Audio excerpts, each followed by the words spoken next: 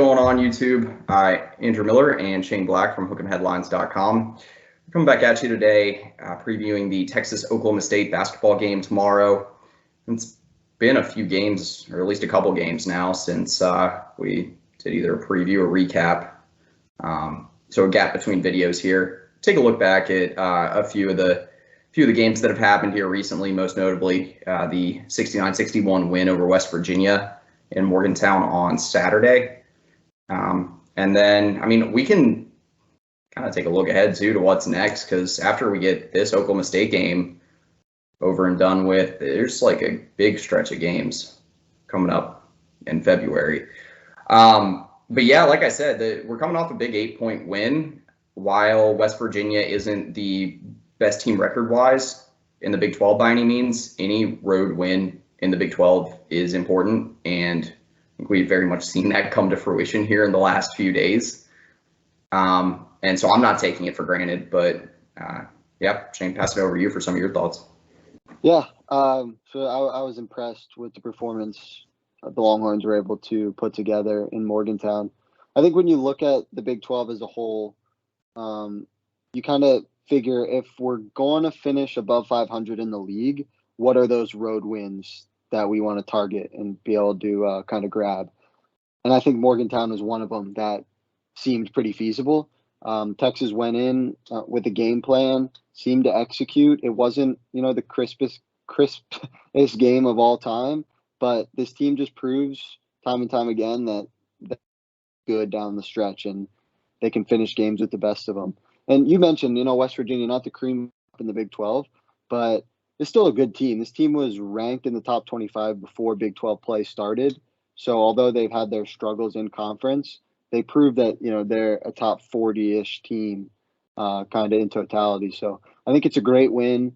Like I said, being able to close down the game with Marcus Carr and Jabari Rice kind of taking over was huge.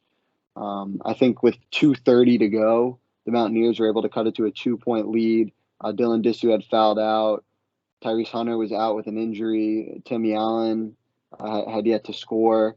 And so Marcus Carr and Jabari Rice really kind of took it upon them to seal this game, both on the offensive end at the free throw line and on the defensive end with a couple of big steals. I know Brock Cunningham had one. So like you said, anytime you can steal one on the road in the Big 12 is massive.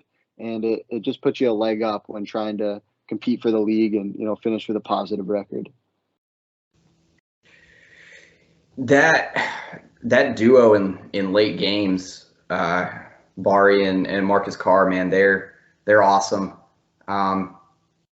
Their clutch scoring is insane. I'm gonna try to pull it up here because this one I actually do want to find. I had talked about their clutch scoring, actually their statistics in kind of a late recap that I did of the West Virginia game last weekend. Let's see if I can find it here. Yeah, so just in terms of clutch scoring on the team, Rice has 4.4 points in clutch time per game. Marcus Carr has 4.8. They both rank in the top 6 in the Big 12 as well. And so that might have just been I think that might have been among guards. Either way, whatever you want to classify that as, that's pretty insane. You're getting just from forget about how awesome they've been lately. Just bring this back to Jabari Rice is someone that's coming off the bench and doing this, and Marcus Carr was a guy that was getting all sorts of hate last season for his lack of clutch scoring ability, if you will. It wasn't all that bad, but yeah, I mean, the offense faded at times late in games. And so, the way those two guys are playing is tremendous. I really liked, before he fouled out, what we saw from Dylan Disu in the West Virginia game. I'll link up the article I did in the description below, so I'm not reading every part of it out loud, but I think a lot of what he did in the West Virginia game is what Texas kind of needs out of him on the offensive end. It's interesting because Texas has really molded his game more to being an inside scoring big man instead of more of a floor spacing guy like he was at Vanderbilt. But I was looking at it, yesterday, and he's actually scoring the same number of points per possession, which kind of shocked me, knowing how efficient of a three-point shooter he was. I'm saying the same number of points per possession in the year that he shot 37%, a career high from three at Vanderbilt, compared to this season at Texas when he's shooting like somewhere in the ballpark of 20 to 25%. So they found a way to get a lot out of him from inside scoring, and it's impressive. And if he can get the rim protection that he had, I'm not saying to get like 5 blocks per game like he had against Texas Tech, but if you can get 2 blocks out of him per game, get him scoring in the double figures, at least 5 boards per game, having that type of post presence, rim protection, inside scoring, that's what we need from a big. So I'm loving what I'm seeing from some of those guys. Yeah, I think, like you said, maybe not the mold we thought that Disu was going to succeed in this year, but I mean, he's had a lot of success recently nonetheless. And I would think one thing to note is he moves off the ball really well. A lot of times he'll be catching the ball moving towards the hoop. When you have a guy who's athletic and can finish on both sides of the rim like him, if he has a full head of steam, he's really hard to stop. I wouldn't classify him as, the toughest player at finishing around the basket, but he has nice touch, and, he seems to put the ball in the basket. And I just feel like he's always kind of active. He's not a guy that's just waiting around or, just someone who sets screens and rolls. He's really moving within the flow of the offense. And like you mentioned, the three-point shot really hasn't been there. There's still that threat of it. And I notice he does seem to let it fly early in games, whether it's a three or, like an 18-footer. And if you can get 1 or 2 of those to go down, really stretches the defense out. And like I said, he moves better than most centers in the conference. So I think he's just really been good over these past 2 games at least. And that's just a huge plus for the offense. Because if Dylan Disu is averaging 10 points a game, the ceiling on this offense is massively raised because he doesn't really need a whole lot of touches to get his 10. He's not taking 12 shots a game. He's pretty efficient when it comes to that. So, yeah, I think it's just a major plus and a good sign for Texas going forward that he's really seemed to find his legs. He really does make the most out of a lot of the – it's not even a lot of the touches he gets, but, a lot of the matchups he gets on defense, he's pretty effective. He's 6'9", so he's not the biggest center in the Big 12, probably actually on the lower end of the spectrum in terms of length among starting fives in the league. But man, yeah, he's good. He's good at getting in the way of the rim somehow, some way. And so I mentioned at the beginning of the season that I thought we needed someone to step up at the 5, and Disu was the obvious main candidate there because I don't know who else that would have been. And so it's nice to see. Hopefully, again, we see more of these double-digit scoring efforts, some more rim protection, things like that. I wanted to give kind of a shout to. I thought Christian Bishop played a nice game. In the last few games, he's done a really nice job setting the tone. He came out of the gates really hot against Iowa State and West Virginia. Wasn't finishing as well, but if Texas is getting 9-10 points out of Bishop coming off the bench per game, that suffices. That's a net positive. I was listening to the media availability with him and Marcus Carr, and man, he was sounding really, really confident. I mentioned at one point that he was essentially feeling like the most dominant big man in the post in the Big 12, which is a pretty bold statement, but love the confidence all around, and he kind of seems locked in a good groove right now. So wanted to give shouts to him. But yeah, definitely. He's the definition of a tone setter, and he brings the energy when Texas seems to go into any sort of drought. Seems like he always seems to find an and one and get the team going. So that's a guy you need. I mean, he's been around the block. He's in his 5th year of collegiate basketball. So he's going to be a really important guy going down the stretch and come March because, like you mentioned, if you can get double-digit performance out of him off the bench, that'll put you in a really good position to win. I'd be curious to go back and look at it, but I can't imagine Texas has lost many games over the past season and a half with Bishop scoring double digits. That is true. I mean, I like the idea. I really do like him coming off the bench and like kind of getting him off the bench maybe 5 or 10 minutes into games, depending on. Again, Texas has ran into foul trouble a lot in the front court the last few games, and so I like him like being able to bring some of that energy because I mean, and just in general, like the amount of energy that him and Bari are bringing off the bench. Is pretty crazy. And Texas, I had a post about it over the weekend. Texas is leading the Big 12 right now in bench scoring, a little more than 27 points per game from the bench. So those two guys are the bulk of it. So something to keep in mind.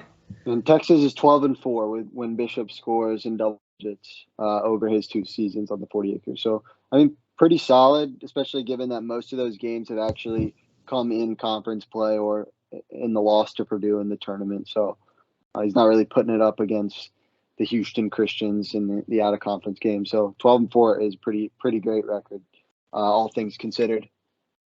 I think one of the parts that might be overlooked from that stat, though, is, you know, I mentioned he's a tone setter, but he's not just that. He really does pick up the pace when, you know, Texas is having maybe some foul trouble or, you know, when guys like Timmy Allen or Dylan Disu or even last season, Trey Mitchell, it was weird to watch him on the other with another team this year, and we'll see that at least once again. But, you know, he really is able to pick up the pace when those guys aren't performing at a high level. That is something that has come to mind for me. While Disu was having a good game before he fouled out against West Virginia, Allen kind of they really focused on shutting him down. He kind of had a clunker.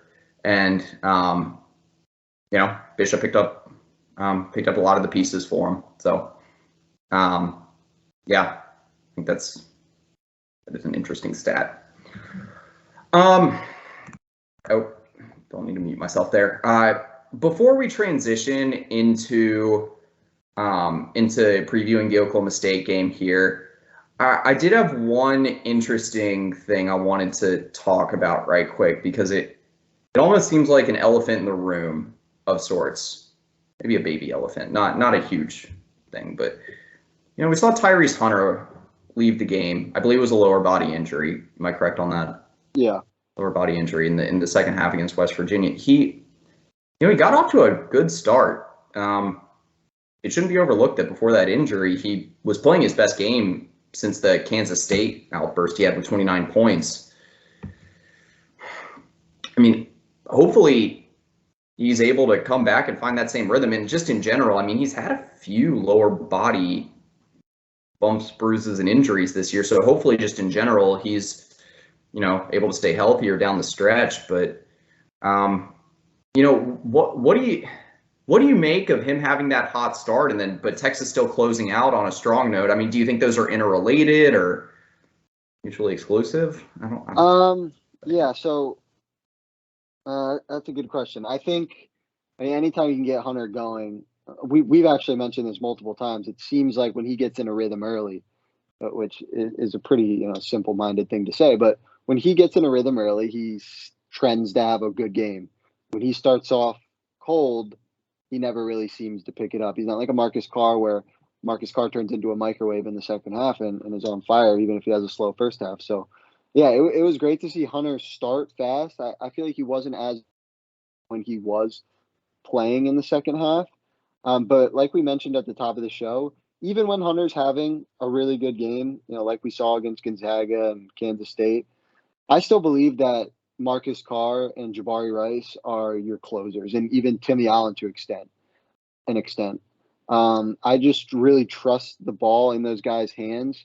Not Rice so much in like a point guard role, but you get him the ball on the wing, I think he's going to make the right decision. So honestly, I don't think it's a major loss if Hunter didn't play the last 5 minutes of the game. I don't think that's a major loss, even though he was playing pretty well against West Virginia, because I don't see him as one of the most essential guys you need on the court.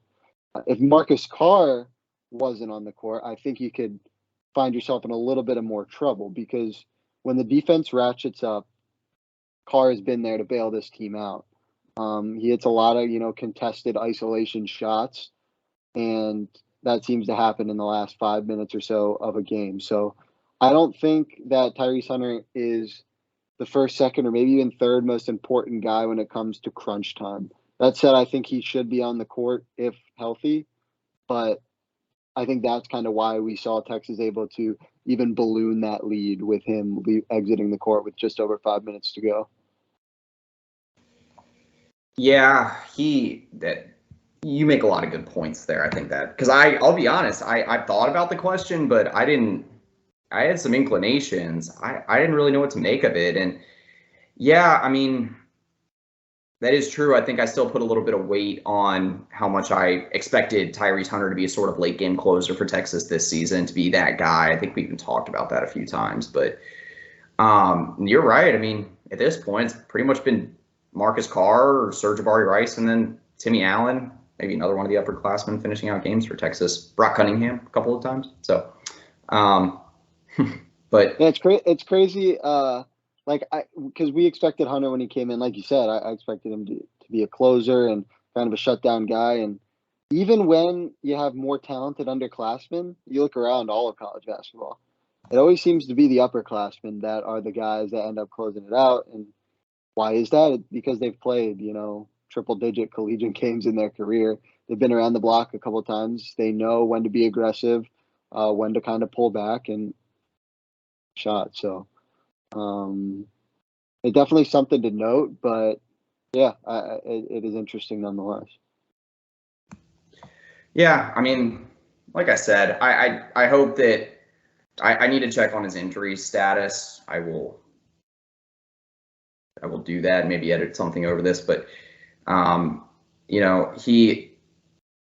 can see it when he's on. This team is really good. Just because he's been playing some bad basketball. To be frank, he's just been playing some bad basketball lately. When he is on, you can see the difference that has in terms of, if you just want to look at statistically net rating, but just the overall energy of the team and the offensive output. So, yeah, like I said, hopefully he returns healthy and in that same confidence, that same rhythm that we saw against West Virginia and also against Kansas State. Okay, so let's go and transition here. We're not going to spend a ton of time previewing the Oklahoma State game. There's bigger games coming up, and we already saw Oklahoma State play Texas 2 weeks ago. So, I'll give some brief tidbits here. I do follow Oklahoma State closely. I'm an Oklahoma State grad for undergrad, so this is one of those split games for me as a fan. But one thing to note here, Oklahoma State, two of their most important players, Moussa Cisse and Bryce Thompson. Some of those names might sound familiar if you're an avid Big 12 basketball fan.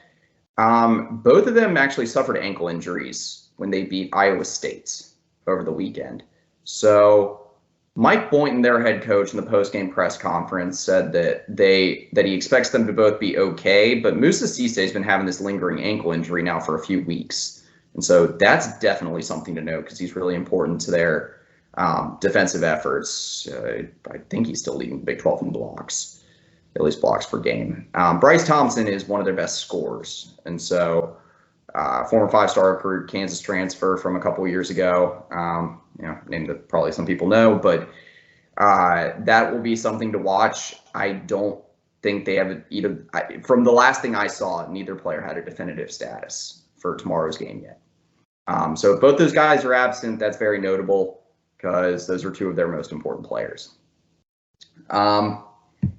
Otherwise, I think this is a game that Texas should win. This is one of those games that if you were to if I were to circle a game on the schedule where I'm like, yeah, this is the team that Texas should hold to the lowest points in conference play this season or the fewest points, this should probably be it. Oklahoma State is a team that is 2-5 on the road this season. Texas already held them to 46 points, playing in Stillwater a couple of weeks ago. And Oklahoma State is rock bottom in the Big 12 in terms of points per game for the entire regular season and in conference play. think they're at a clip south of 60 points per game in conference play. So while they do have one of the league's best defenses and one of the best defenses in the country, a very good front court, assuming that Cisse's healthy, they also have one other big man banged up. There's a set pathway to beating this team, and Texas already found that path when they beat Oklahoma State by 10 points on January 7th. But I'll pass it over to you for some of your thoughts. Yeah, I think the Cisse news is interesting. I mean, he didn't play in the first matchup, and while obviously Bryce Thompson is the better player, probably a little bit more impactful, I think Cisse could present some problems. Like, correct me if I'm wrong, but I think he was a little bit of a thorn in the side last season just because of his size.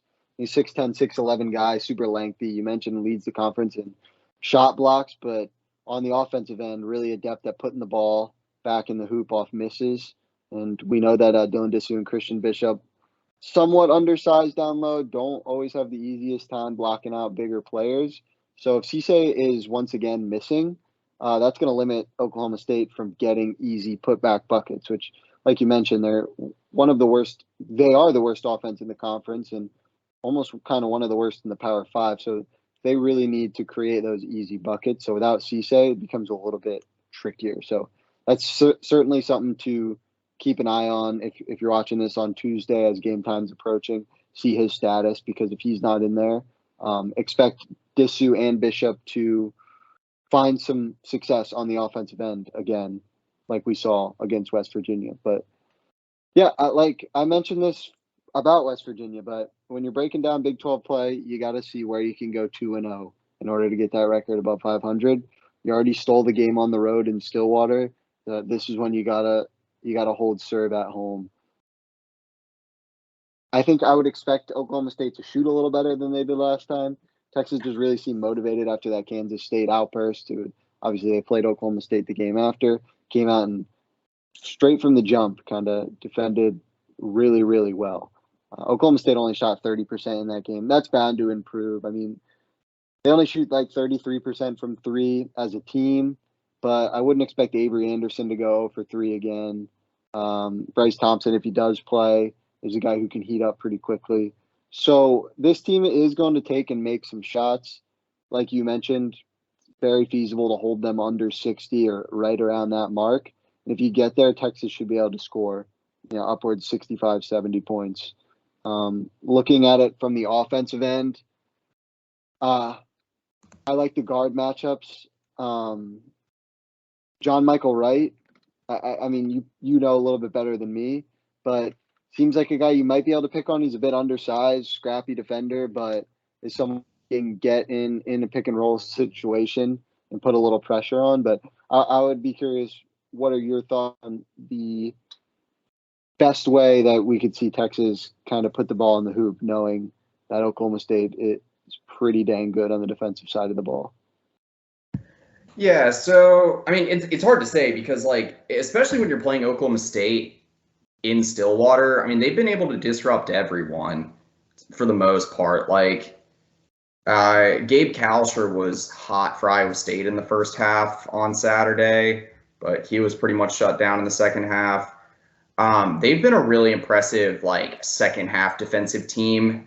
I seem to remember Grant Sherfield going 0-4 on his last 4 shots against Oklahoma State before fouling out, and that you don't see Grant Sherfield missing 4 shots in a row in clutch time a whole lot.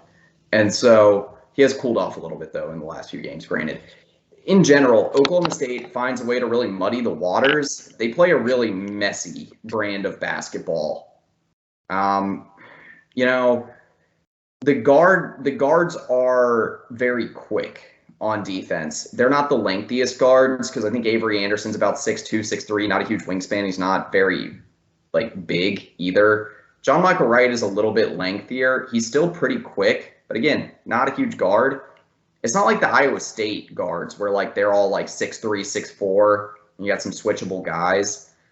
Oklahoma State manages to get you in trouble though because they get really, really good pressure on the ball and their off-ball movement and communication is really, really good. They force you into a lot of bad spot-up shooting.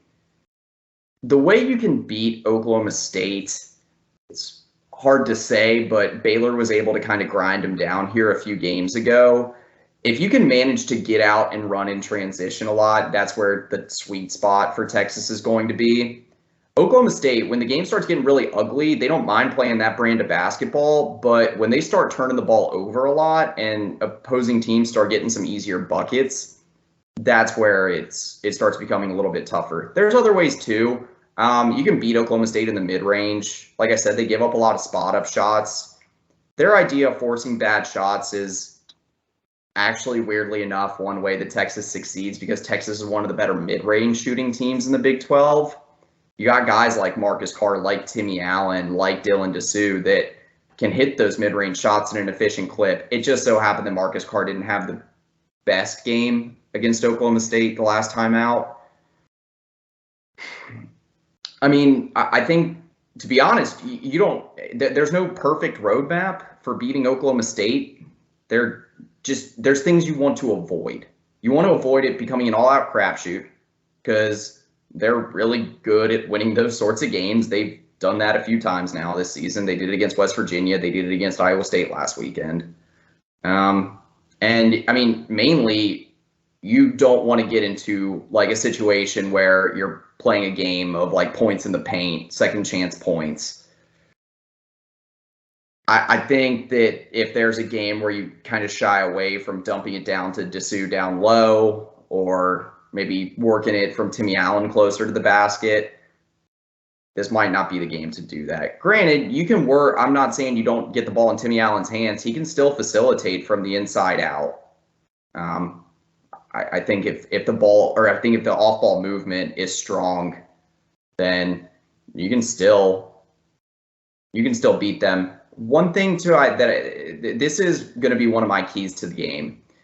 One of the ways that Texas beat Oklahoma State last time was taking advantage of the differences in free throw shooting. Oklahoma State's one of the worst free throw shooting teams in the Big 12, and Texas, if they're not the best, they're one of the best.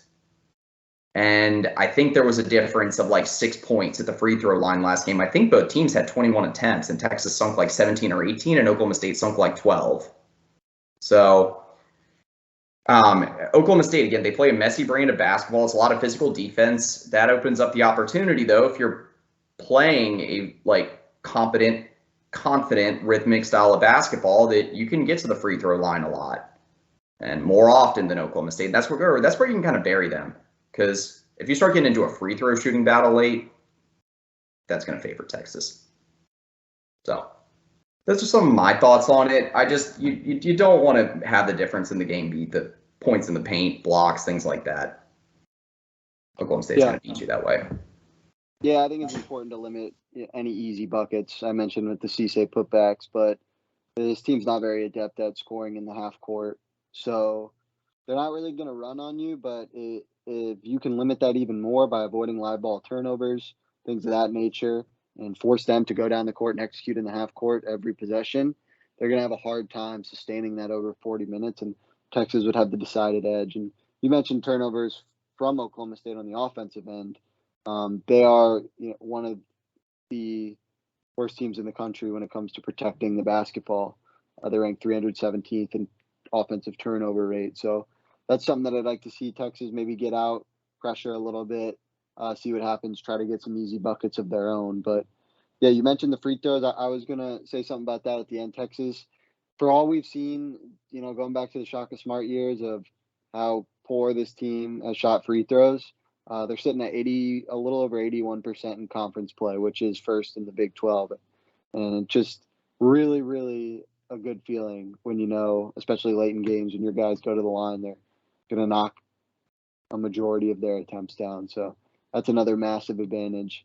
So, yeah, I'm feeling pretty confident, optimistic heading into this game that Texas can be able to handle business. I think so, too.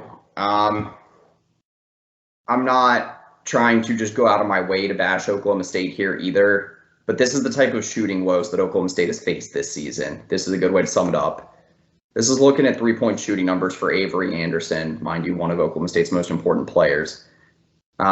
He was, until the win over Iowa State for the Pokes, he went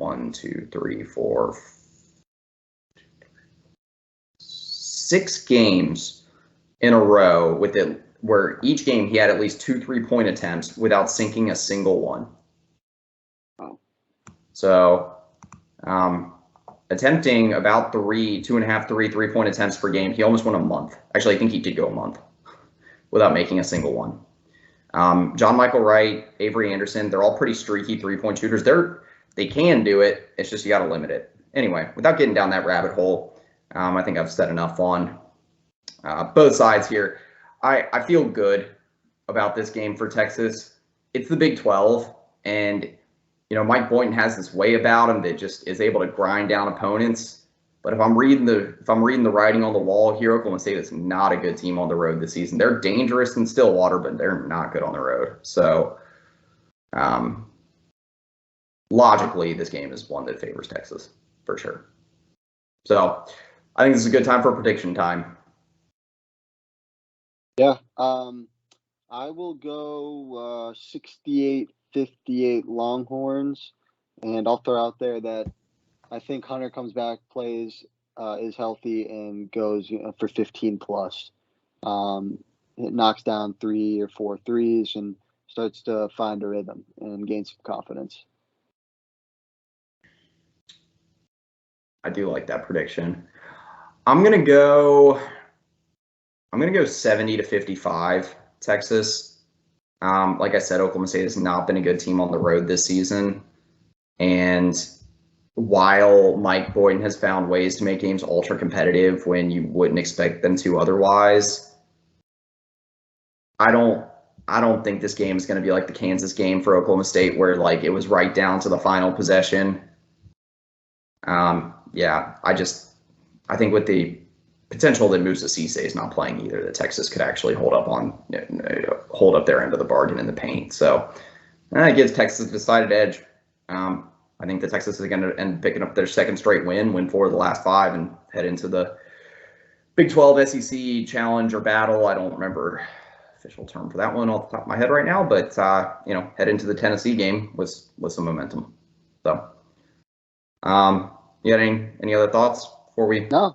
Yeah, I mean, you mentioned it. I think this is an important one to get, just looking at the upcoming schedule, which we'll definitely detail in a later video. But you got Tennessee, Baylor, Kansas State, Kansas, 4 in a row. So you really need to pick this one up against Oklahoma State at home. Yeah, no, those might be 4 top 15 teams when Texas plays them. Yeah. Yep. But all right. Well, like I said, we kind of had a lull here in basketball coverage for a little bit just because the schedule kind of lightened up. But we'll definitely have more here in the weeks to come. So for Andrew Miller, Shane Black at Hook'emHeadlines.com. That's pretty much it. Welcome.